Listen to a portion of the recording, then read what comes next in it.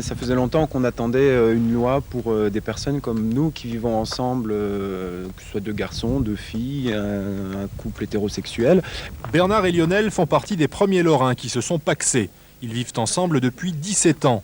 Bernard est commercial, Lionel travaille dans les transports. Le Pacs rend leur union plus officielle. Il leur permet aussi d'avoir quasiment les mêmes avantages qu'un couple marié. Déjà, on a un projet immobilier qu'on pouvait guère mettre en place avant puisqu'on n'avait aucune protection. Par exemple, en cas de décès de l'un ou l'autre, pour des problèmes d'héritage ou des choses comme ça, voire même au niveau des impôts, on n'était pas reconnus.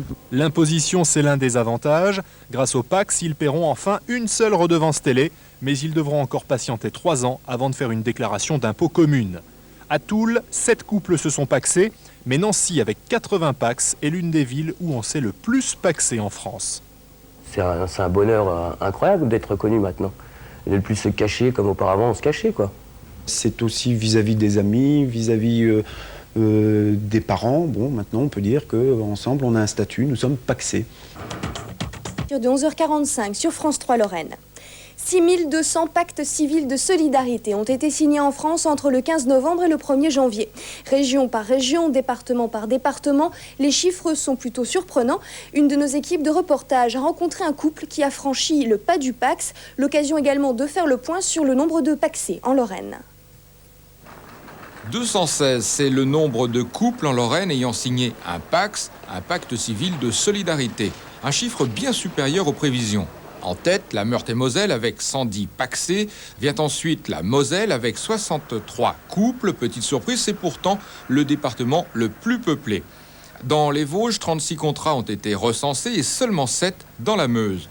Concrètement, le Pacs doit être signé devant le tribunal d'instance. C'est un contrat conclu entre 2 personnes majeures de sexe différent ou de même sexe. En Lorraine, comme partout en province, le nombre de couples hétérosexuels est plus important que celui des homosexuels.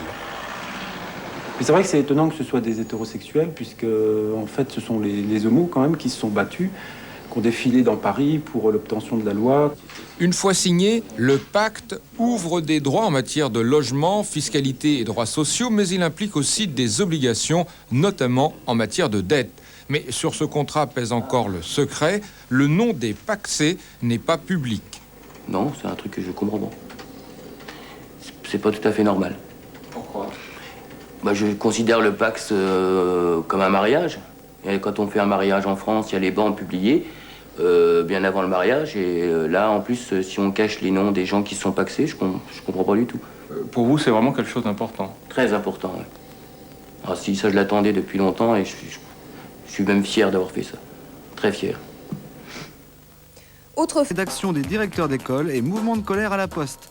Au Petit Salé, c'est l'histoire de Saint-Nicolas revisité. Milan, du Conseil général de la Meuse. Plus de 23 000 Pacs signés en France en un an, des magasins parisiens qui proposent des listes de Pacs comme des listes de mariage. Visiblement, le pacte civil de solidarité qui souffle sa première bougie est un succès. Il y a un an, Lionel et Bernard se sont engagés. Est-ce que cela a changé leur existence? Caroline Pellet et Andrea Ballot les ont rencontrés. Lionel et Bernard vivent leur histoire d'amour depuis 17 ans. En décembre dernier, ils ont décidé de se pacser, une démarche enfin officielle pour prouver à tous qu'ils formaient bien un couple. Un an plus tard, ils ont le sentiment que le regard de leurs proches a changé. Maintenant, par exemple, à chaque fois que je vais dans ma famille, que Bernard n'est pas là, c'est vrai qu'on me dit toujours donne bien le bonjour à ton ami Bernard, des choses qu'avant n'étaient pas franchement officialisées, par exemple. Grâce au Pacs, Lionel et Bernard ont pu s'offrir cette maison. Leur statut a rassuré les banques, ils ont eu droit aux mêmes avantages que les couples mariés.